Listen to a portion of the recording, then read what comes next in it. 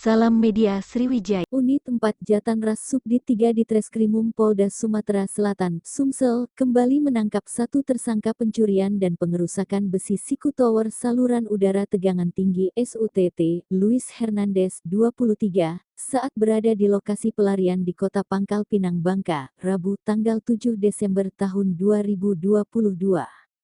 Tersangka Luis, warga Kecamatan Gunung Megang Kabupaten Muara Enim ini ditangkap saat bersembunyi di rumah temannya oleh petugas. Tersangka langsung digelandang ke Mapolda Sumsel untuk diperiksa. Dalam aksinya, diakui tersangka Luis, dirinya berhasil memotong 4 batang besi Siku Tower bersama Vincent, sedangkan teman mereka bernama Robin bertugas mengatasi situasi besi Siku Tower yang berhasil dipotong oleh 3 pelaku tidak dijual melainkan dibuang. Besinya tidak kami jual, melainkan kami buang ke rawa-rawa dan ada yang kami buang di jalanan.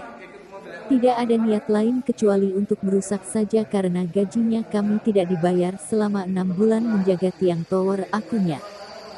Sementara itu, Direktur Reserse Kriminal Umum Polda Sumsel Kombes Pol Muhammad Anwar Reksowijojo melalui Kasubdit 3 Jatanras Kompol Agus Prihadinika membenarkan anggotanya kembali menangkap satu DPO pelaku perusakan tiang tower listrik milik PT PLN terjadi di Gunung Megang Muara Enim. Pelaku yang berhasil ditangkap bernama Luis Hernandez alias Nandes. Saat ini ketiga pelaku semuanya sudah tertangkap.